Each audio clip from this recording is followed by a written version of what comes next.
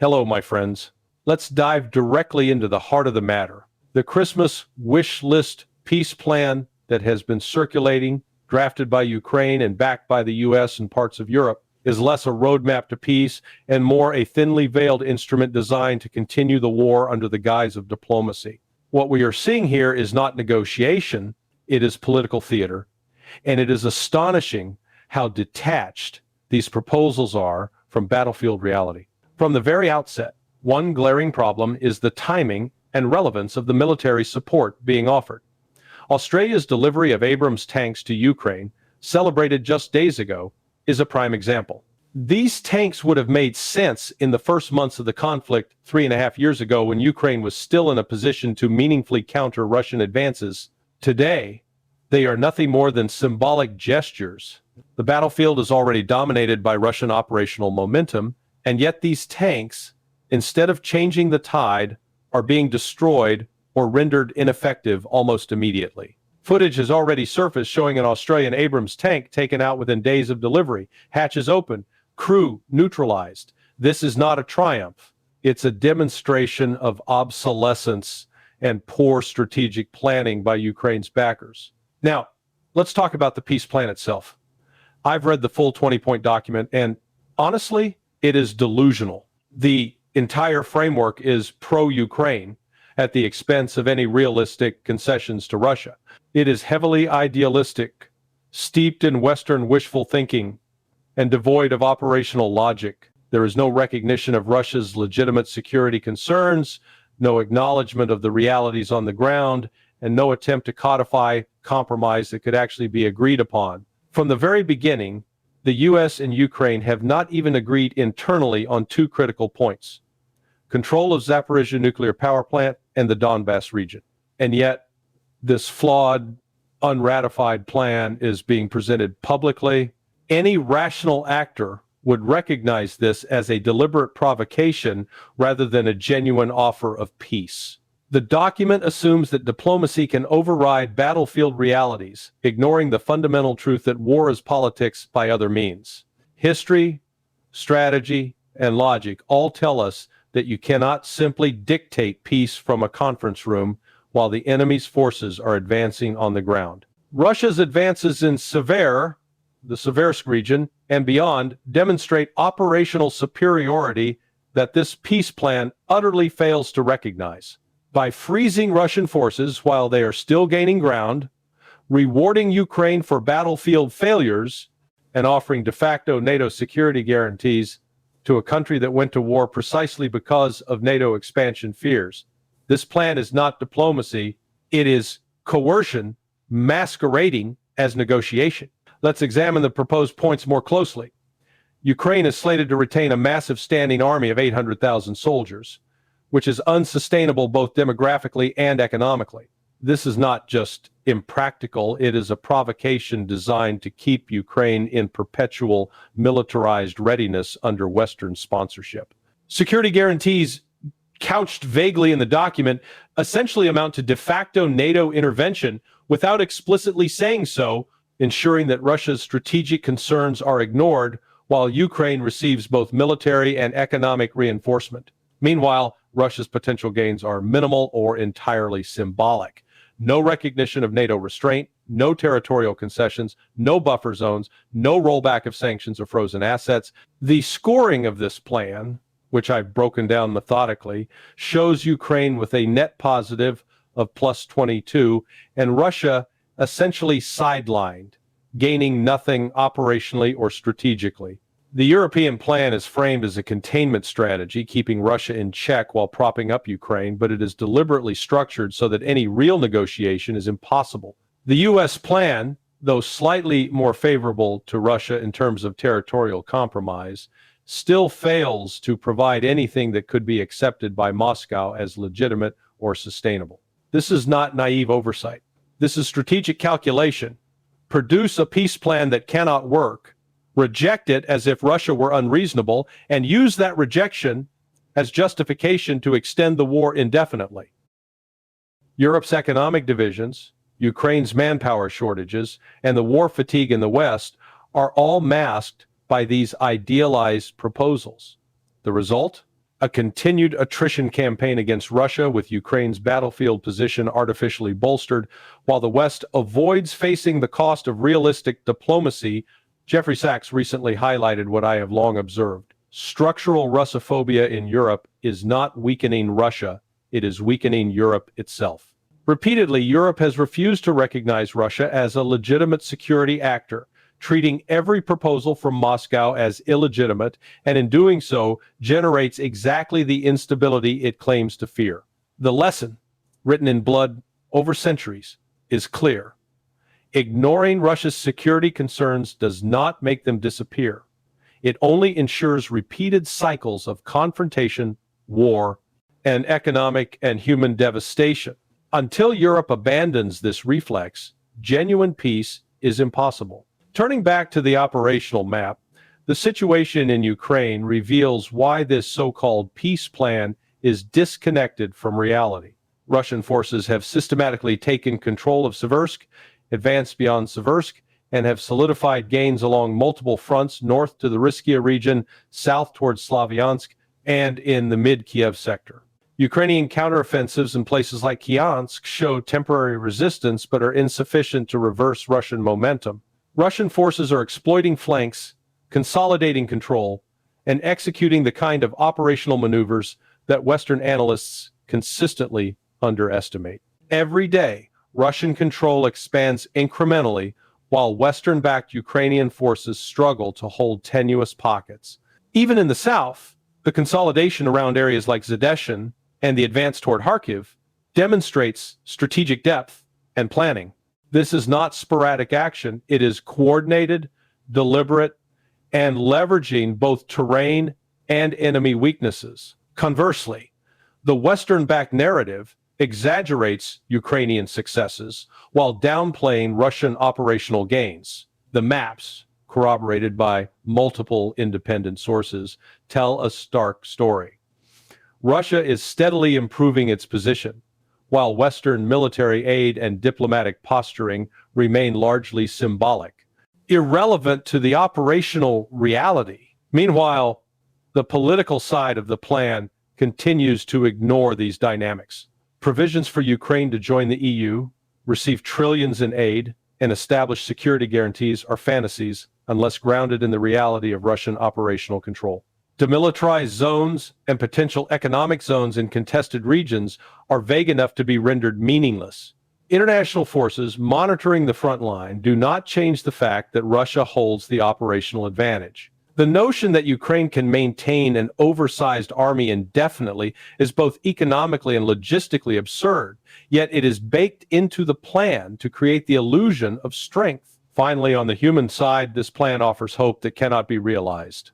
It talks about prisoner exchanges, humanitarian committees, infrastructure reconstruction, and joint nuclear oversight, but these proposals are entirely contingent on compliance from parties who have no reason to accept a plan skewed entirely against their strategic interests. Russia, currently holding operational initiative, gains nothing tangible from agreeing. Why would Moscow consent to a plan that freezes its gains while giving Ukraine security guarantees that were the very justification for the war? There is no incentive, only Western wishful thinking. In summary, this so-called peace plan is not peace at all. It is a mechanism to maintain the war, drain resources, and artificially sustain Ukraine as a proxy against Russia. Operationally, Russia is advancing steadily, methodically, and efficiently, while Ukraine and its Western backers propose solutions that ignore reality, underestimate Russian capability, and overestimate Western influence. Unless the West and Ukraine fundamentally reassess the ground realities, acknowledge Russia's legitimate security concerns, and approach negotiations with a genuine willingness to compromise, the conflict will continue, the humanitarian cost will rise, and Europe will bear the consequences of its ideological stubbornness. Russia is not losing. Russia is advancing.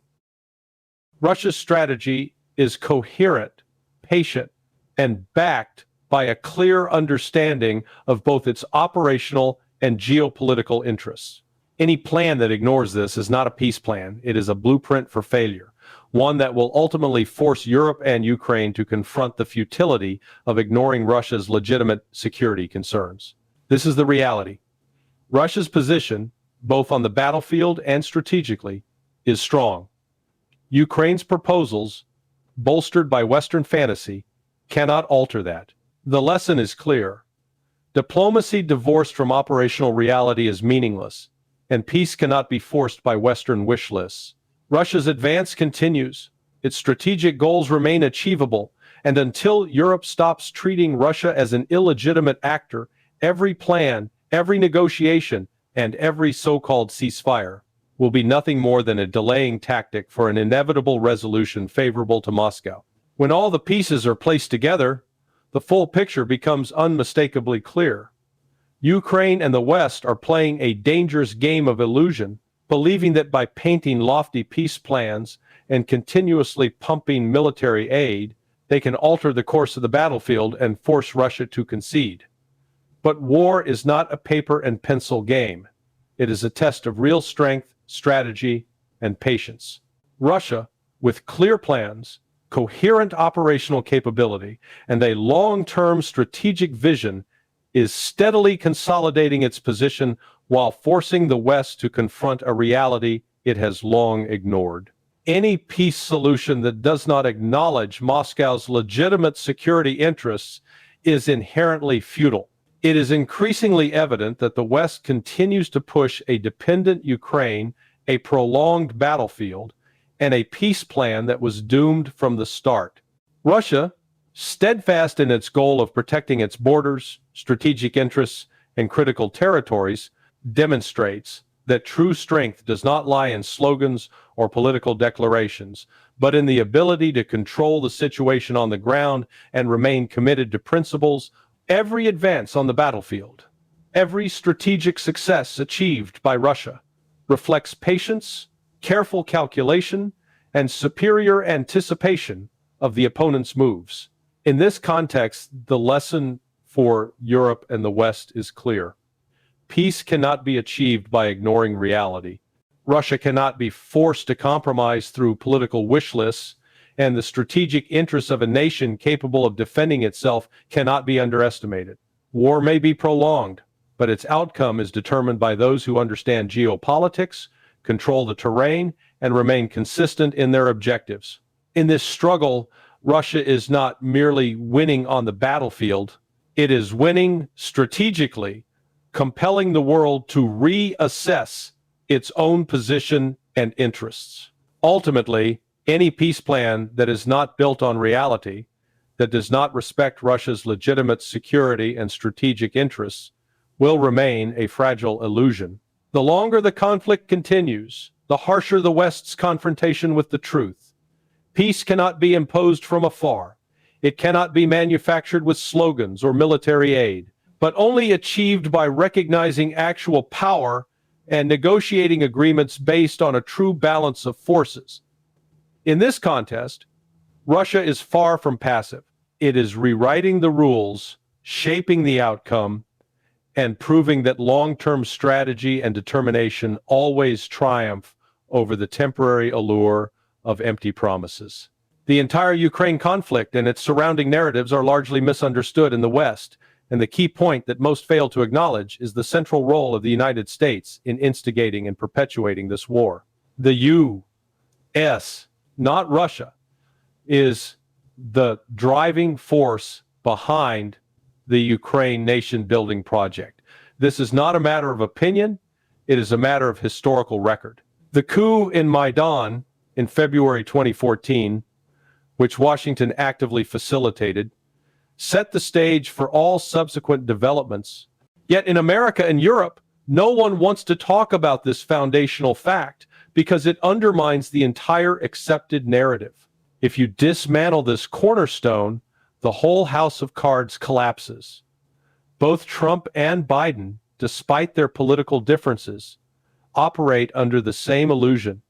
The U.S. sees itself as the ultimate arbiter of Ukraine's fate, but both administrations have utterly failed to leverage real diplomatic skill to bring about a resolution. Trump, for all his posturing about deal-making, surrounded himself with yes-men and believed sheer force of personality could substitute for statecraft. The reality is that this approach has only deepened divisions between the U.S. and Europe while leaving Ukraine as a pawn on the chessboard. His mismanagement created a political split in Europe, pushing Kyiv closer to Western capitals while leaving the U.S.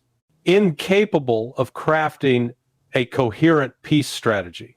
Genuine diplomacy requires experienced actors with international credibility, and the U.S. has none in this theater. In fact, the Trump administration actively sabotaged major multilateral agreements, such as the JCPOA Iran nuclear deal, highlighting a pattern of American interference rather than genuine peacemaking. On the ground, Russia has consistently played by the rules of international law and diplomacy. Sergei Lavrov is not entertaining unofficial envoys with no portfolio like Steve Witt or Jared Kushner. Russia's approach is formal and measured. Even unofficial Russian representatives, like Kirill Dmitriev, operate strategically to mirror U.S. moves, signaling Moscow's calculated restraint. In contrast, Washington's approach remains transactional, reactive, and devoid of strategic foresight. U.S.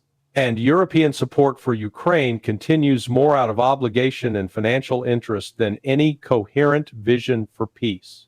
While the Europeans themselves are paying dearly to sustain a proxy war for a country that is not even part of the EU or NATO, financially, Europe is overextending itself.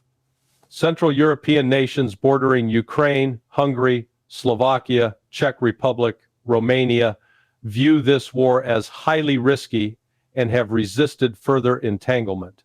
Poland may appear vocal in its support, but the pressures on other nations reveal that NATO's proclaimed unity is largely performative.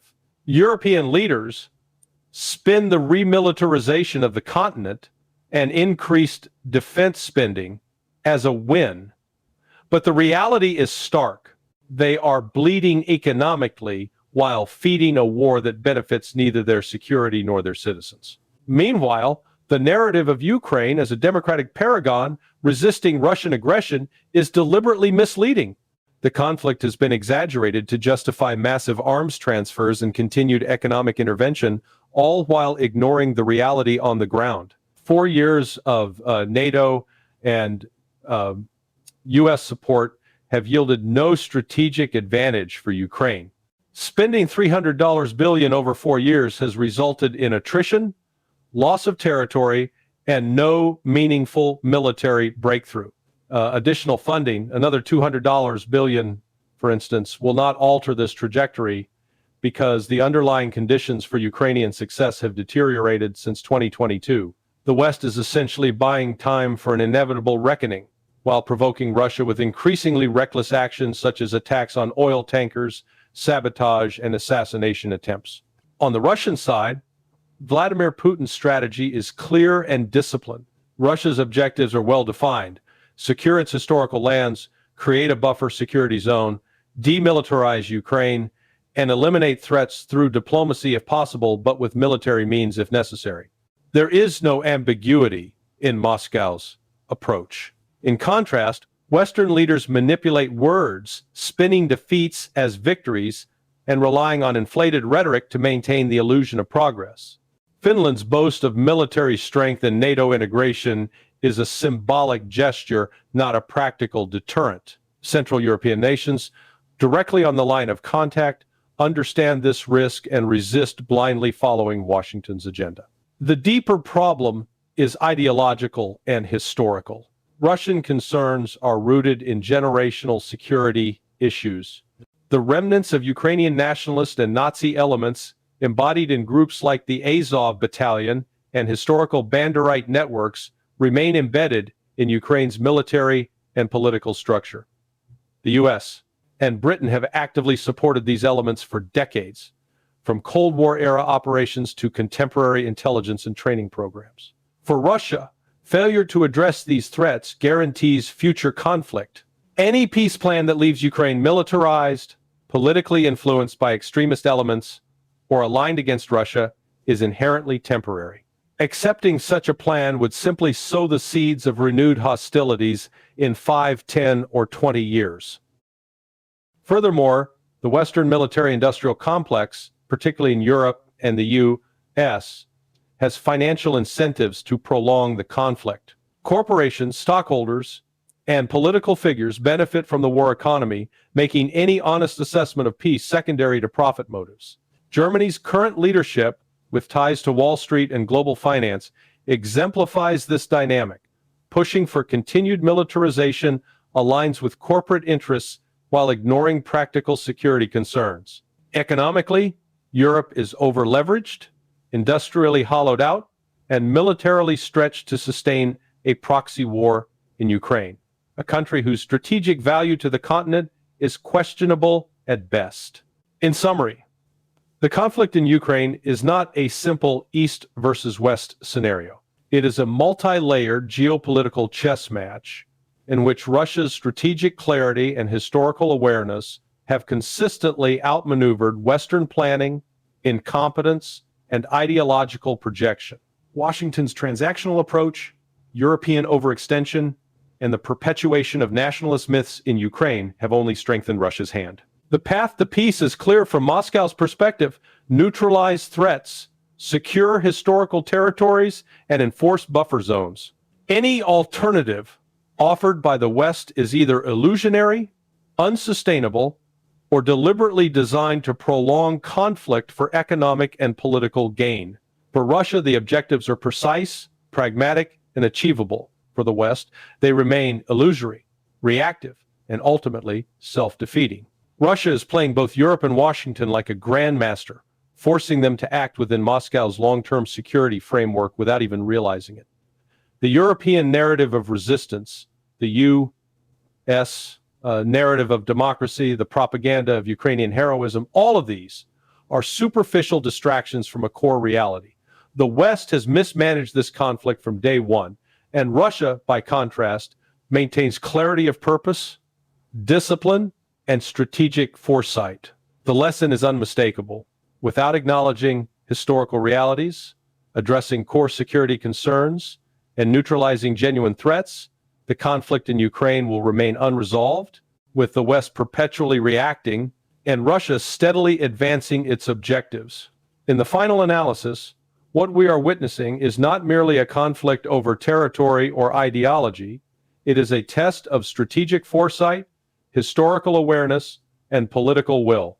Russia's approach, grounded in both pragmatism and long-term security objectives, contrasts sharply with the West's reactive, ideologically driven, and economically motivated maneuvers. While Europe bleeds internally to finance a proxy war and Washington oscillates between transactional victories and symbolic gestures, Russia continues to advance its objectives with a clarity and consistency that Western policymakers cannot match. The implications of this reality extend far beyond the borders of Ukraine. Russia's insistence on securing its historical lands, neutralizing extremist forces, and establishing buffer zones is not an act of aggression in the abstract. It is a calculated measure to ensure stability in a region historically prone to repeated foreign interference. The West's failure to recognize this basic principle has not only prolonged the conflict, but has also inadvertently strengthened Moscow's strategic position. Each attempt by NATO, the EU, or the United States to escalate militarily or provoke further tension serves to reinforce Russia's resolve and justification. History teaches that nations who ignore the security concerns of great powers do so at their peril. The West, intoxicated by rhetoric about democracy, freedom, and heroic resistance, risks underestimating Moscow's patience, discipline, and capacity to achieve its goals.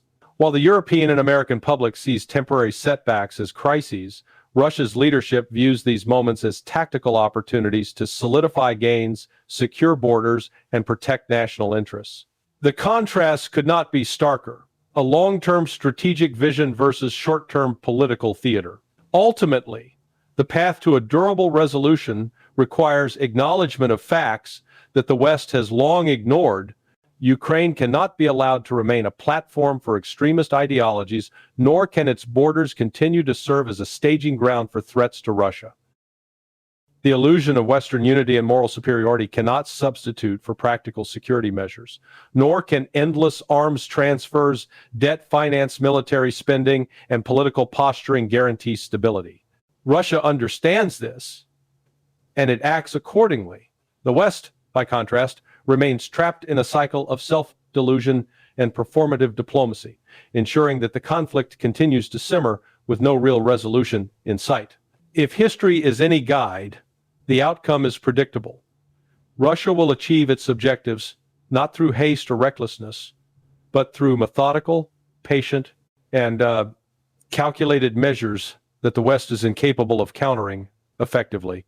Every misstep by European leaders, every rhetorical flourish about Ukrainian victories, and every transactional deal brokered in Washington only serves to validate Russia's strategic foresight. In the end, the conflict is not about ideology, it is about security, survival, and the recognition that history favors those who understand it, act with precision, and refuse to be distracted by the illusions of their opponents. The world is watching, but the reality is clear. Russia, with discipline, patience, and strategic clarity, is shaping the future of Eastern Europe on its own terms, while the West continues to stumble, overextend, and miscalculate, bound by illusions and short-term ambitions.